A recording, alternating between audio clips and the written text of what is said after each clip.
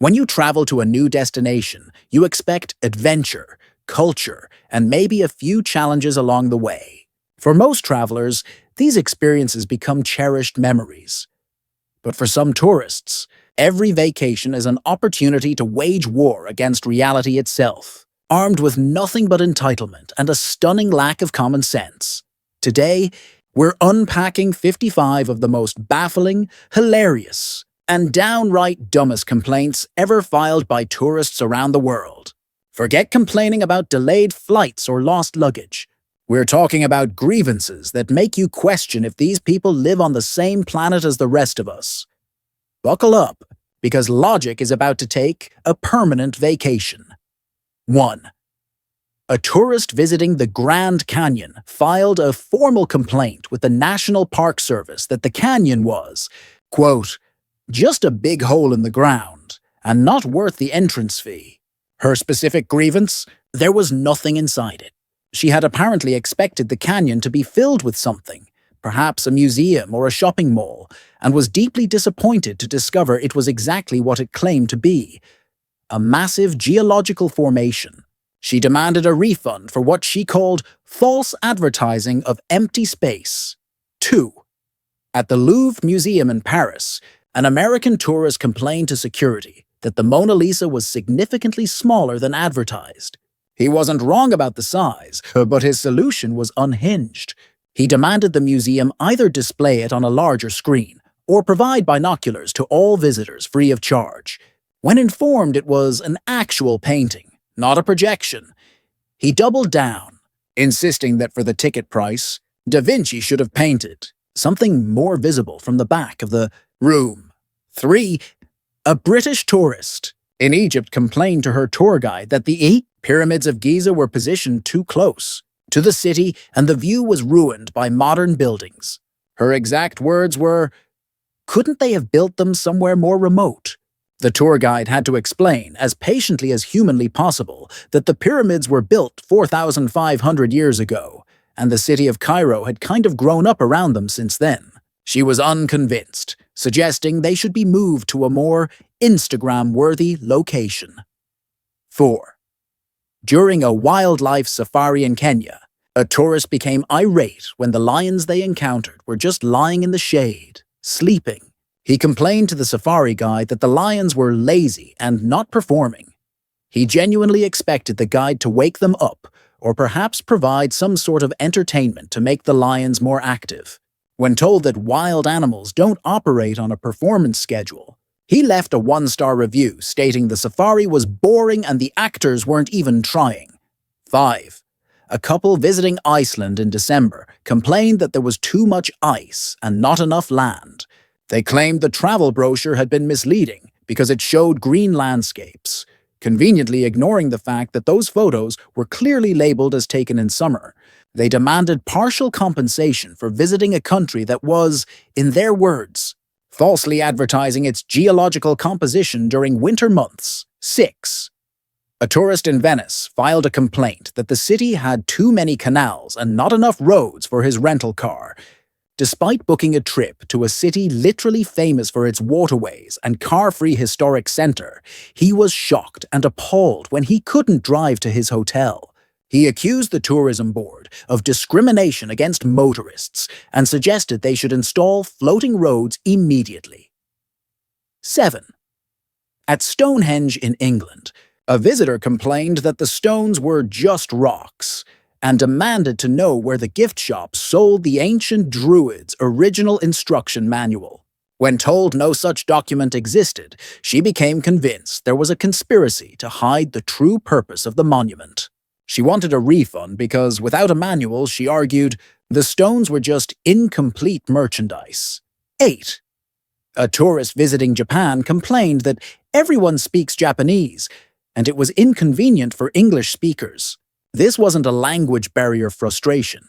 It was genuine outrage that a sovereign nation would dare operate in its own native language.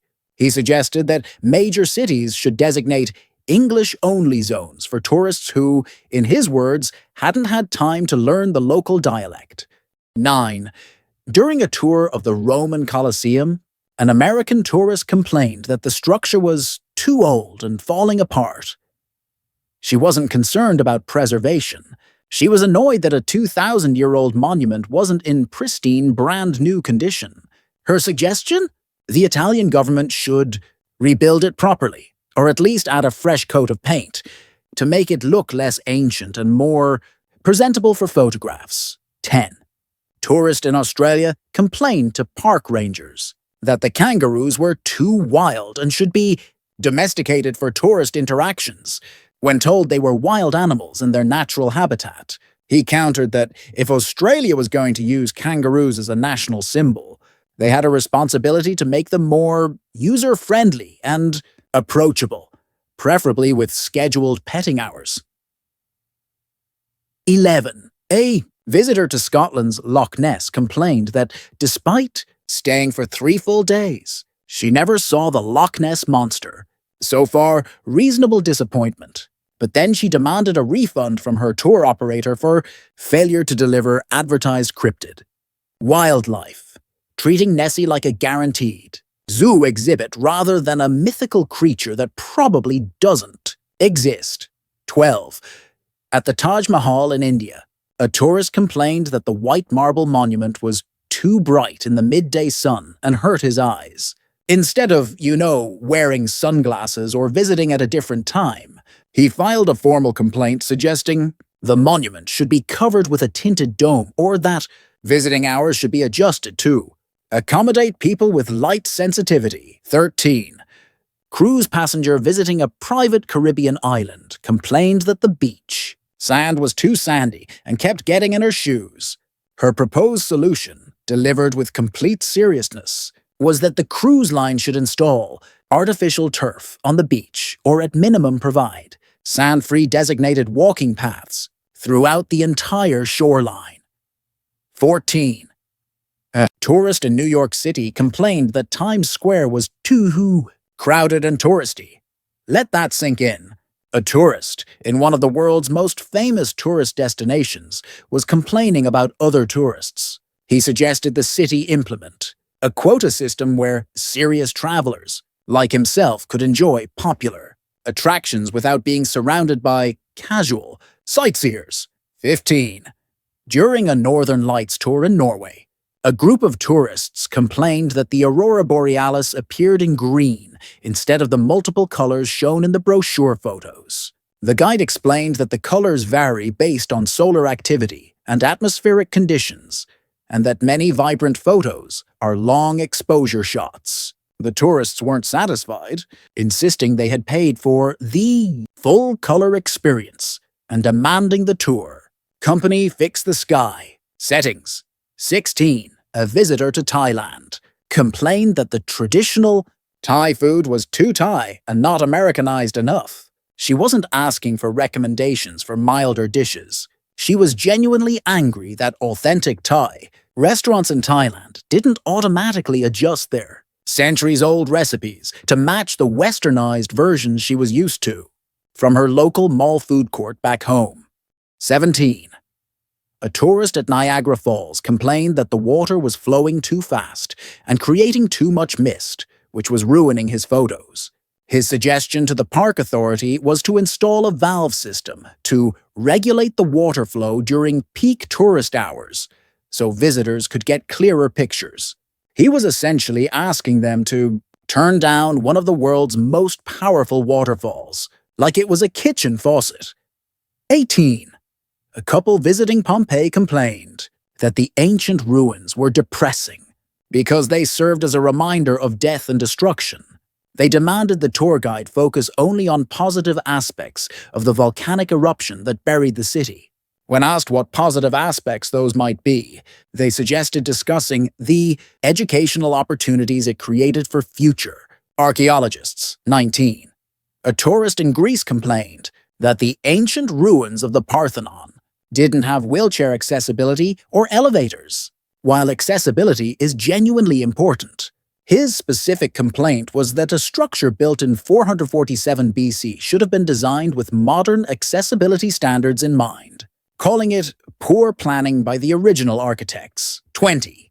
During a dolphin-watching tour in New Zealand, A tourist complained that the dolphins were showing off and being too playful, which she found unprofessional, so expected the dolphins to swim in an orderly fashion for optimal viewing and photography rather than behaving like, wild dolphins.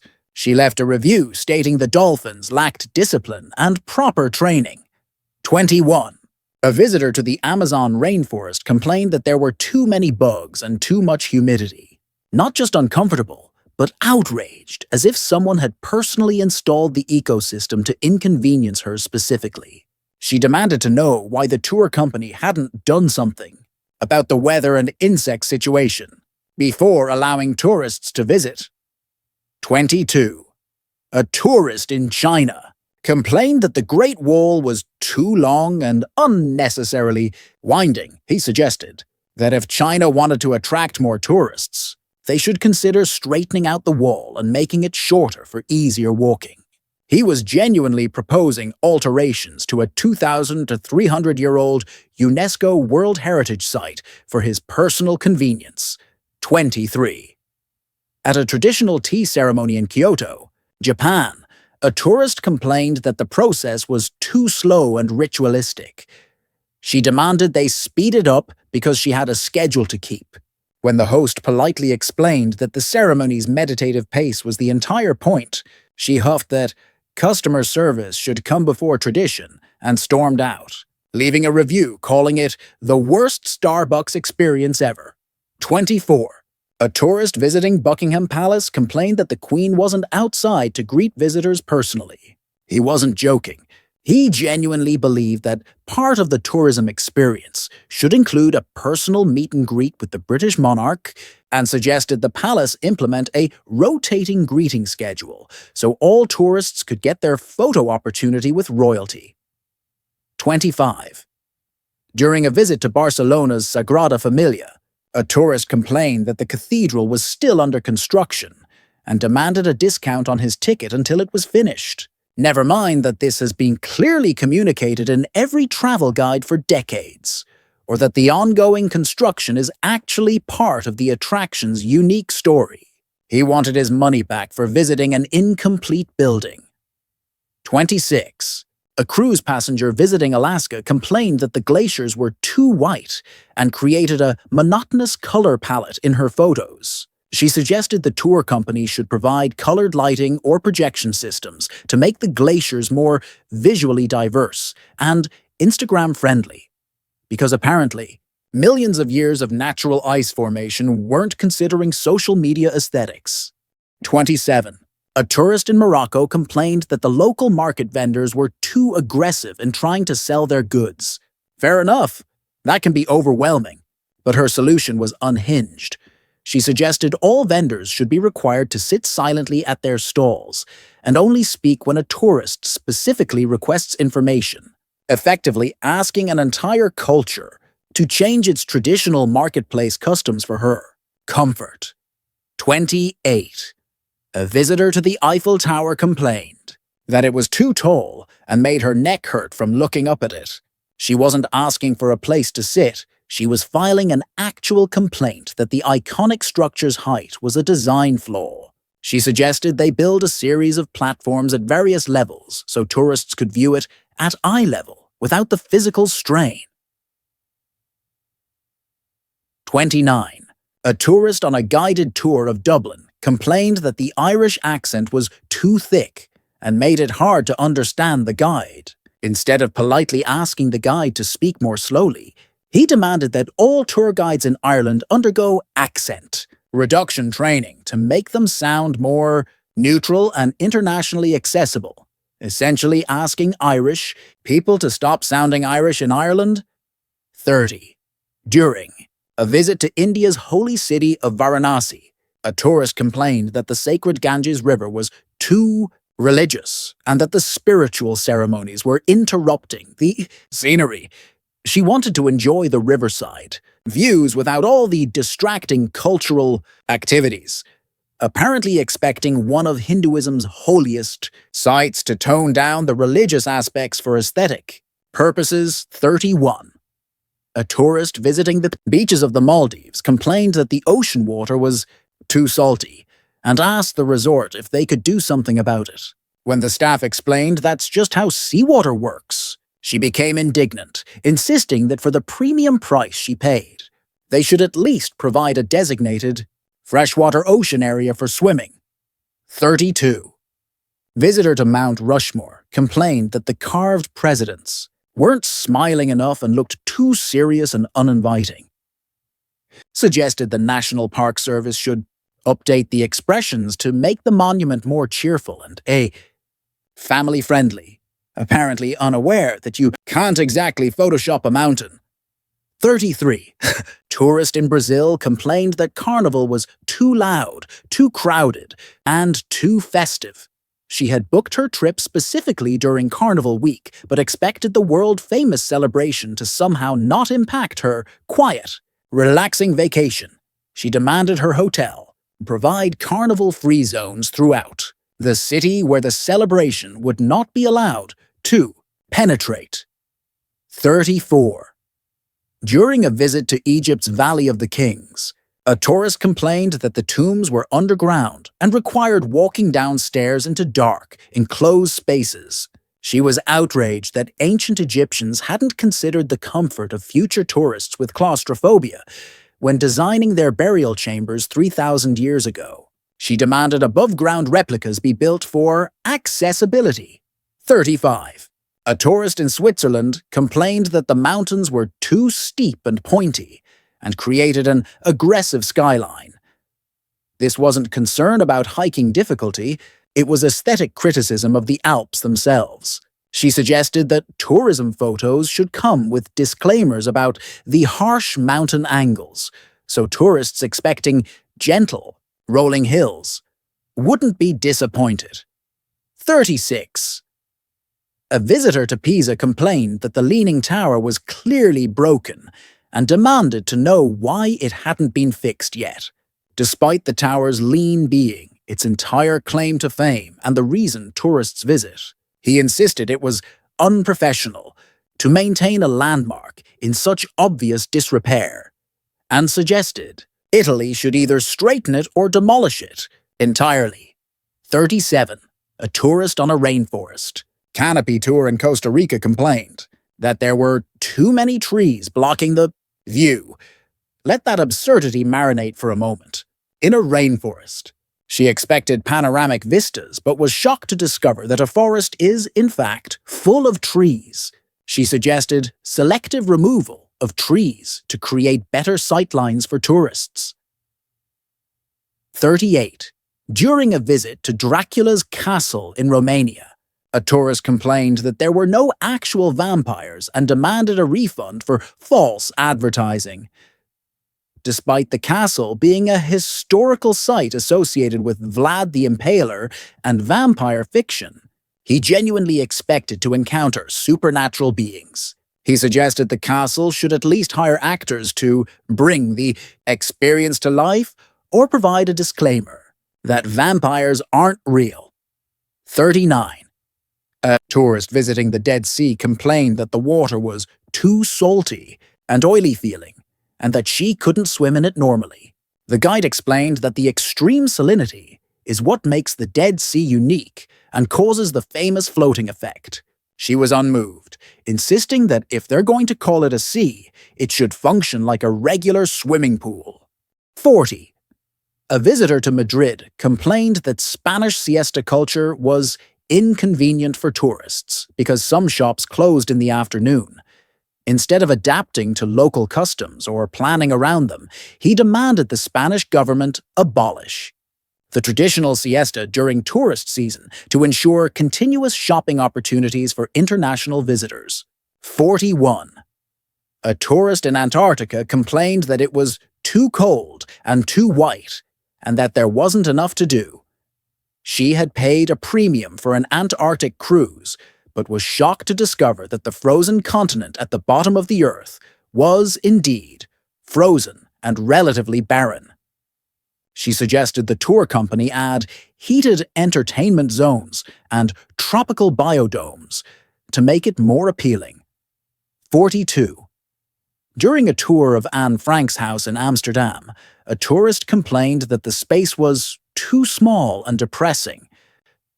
While the emotional weight of the site affects everyone differently, his specific complaint was that the attraction should be more uplifting and perhaps relocated to a larger, more cheerful building to make the experience less claustrophobic. The historical significance was apparently less important than his comfort. 43. A tourist visiting the cherry blossoms in Japan complained that the petals were falling off the trees and making a mess. She demanded the park clean up the fallen petals immediately and suggested they use some kind of adhesive to keep the blossoms attached longer. She was literally complaining about the natural life cycle of flowers during a festival celebrating that exact phenomenon. 44. A visitor to Mexico's ancient Mayan ruins complained that there were too many stairs and not enough handrails, which is somewhat reasonable.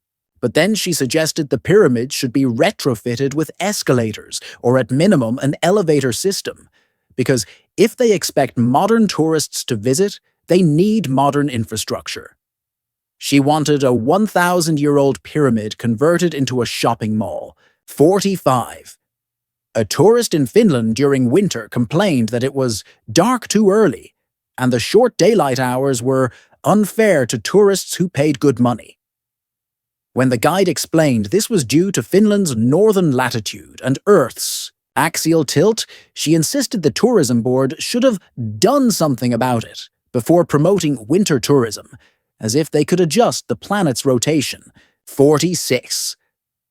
During a visit to the Sistine Chapel in Vatican City, a tourist complained that Michelangelo's ceiling frescoes were too high up and gave her a neck-ache. She suggested the Vatican should install angled mirrors or provide virtual reality headsets so visitors could view the masterpiece without physical discomfort, rather than just, taking breaks, or bring in a small mirror herself. 47. A tourist visiting Santorini, Greece, complained that the famous white buildings with blue domes were too repetitive and showed a lack of architectural creativity. He suggested the island diversify its color palette to include more variety, apparently, unaware that this iconic aesthetic is protected cultural heritage and the primary reason tourists visit the island in the first place. 48. A visitor to a traditional Maori cultural performance in New Zealand complained that the warrior's haka was too aggressive and intimidating. She demanded they perform a gentler, friendlier version that wouldn't make tourists uncomfortable. She was essentially asking them to strip a centuries-old ceremonial war dance of its entire cultural meaning and power for her emotional comfort. 49. A tourist at Yosemite National Park complained that the wilderness area had too much wildlife and not enough controlled viewing zones.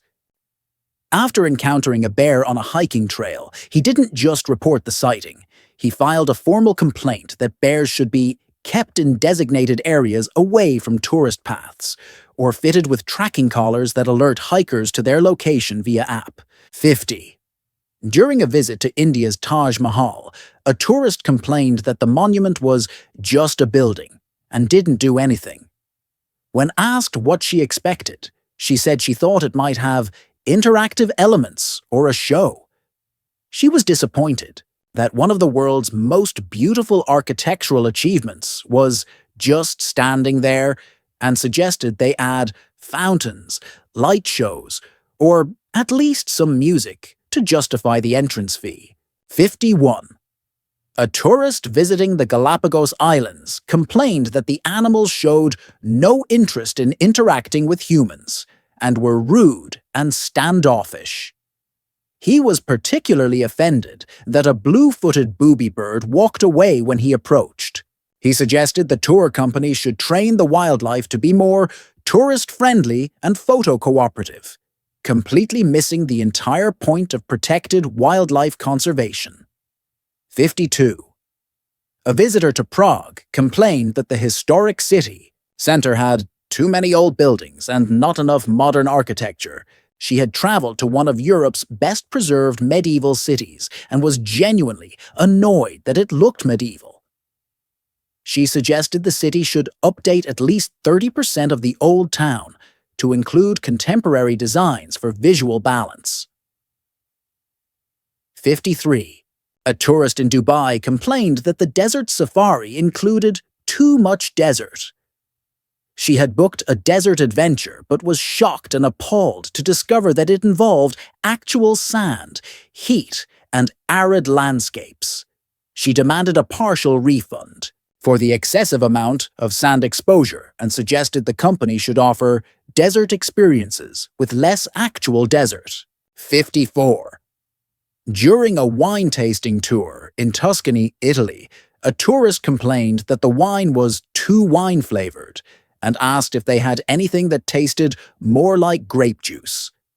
When offered a sweeter wine, she rejected it and instead demanded they serve actual grape juice but charge wine prices for it because she wanted to participate in the tour without having to drink wine that tasted like wine. 55. And finally, the crown jewel of tourist absurdity. A visitor to Paris complained that the city was too French. Not the language barrier, not cultural differences, but the fundamental Frenchness of France itself. She was genuinely upset that the food, architecture, people, and overall atmosphere felt authentically French rather than being more internationally neutral. She suggested Paris should tone down the French aspects during peak tourist season to make visitors feel more at home.